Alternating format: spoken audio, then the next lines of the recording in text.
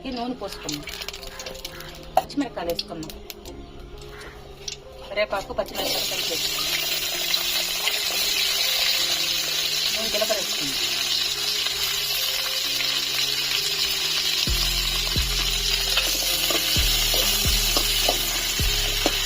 పచ్చిమిరపకాయలు వేగిన తర్వాత కొత్తిమీర ముదురు కాడలు వేసుకున్నాం.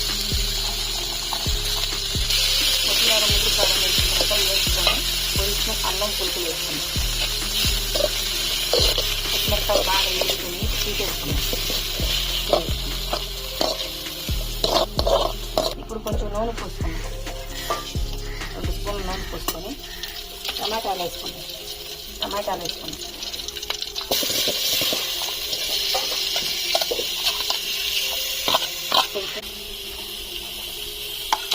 చింతపండు కొంచెం వేసుకున్నాం. ఇది బాగా వాడుకోవాలి. టమాటా ఉడికిపోయింది. చల్లారిన తర్వాత పచ్చడి చేసుకున్నాం.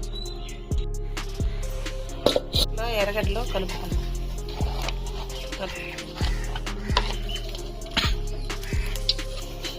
జీలకర్ర వేసుకున్నాం.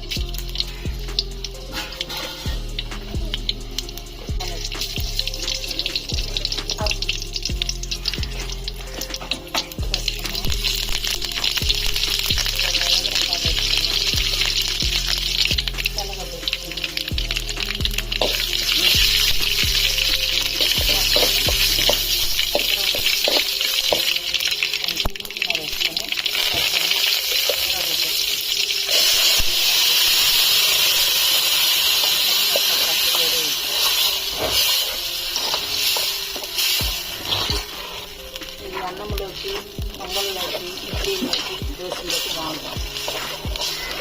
చేసిన పచ్చిమిరపకాయల పచ్చడి పొంగల్ వేసుకొని తింటున్నాం. చాలా టేస్టీగా సూపర్గా ఉంది.